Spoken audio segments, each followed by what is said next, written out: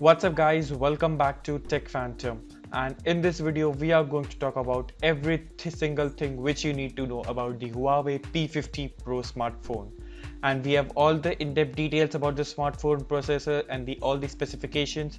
So if you are new here, then consider subscribing to our channel Tech Phantom and hit that bell icon so you never miss an update from us.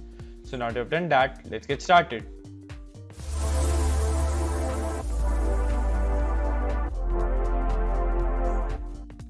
So the very first thing about the Huawei P50 Pro phone we know is that it will come with a 6.6 inch of an OLED display and also with the high refresh rate of 120Hz, and it will be a Quad HD plus display, that too with a 300Hz of touch sampling rate and 144Hz of PWM dimming. Now there's whole lot of number, and this display is going to be just amazing as the Huawei P series displays are. Now for the camera setup, it will come with a 50 megapixel of a main camera, 64 megapixel of 3.5x zoom of optical zoom telephoto camera, a 40 megapixel of time of flight sensor. Now we all wonder what will that camera do, and a 13 megapixel of an ultra wide camera. Not to mention the front camera will be of a 13 megapixel, and the base storage for this phone is going to be an 8 plus 256 or the 8 plus 2 512 gigabytes of storage.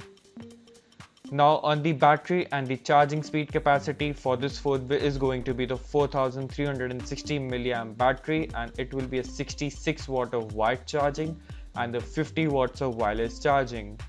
The stereo speaker setup will be there and an in-display fingerprint scanner on the curved display.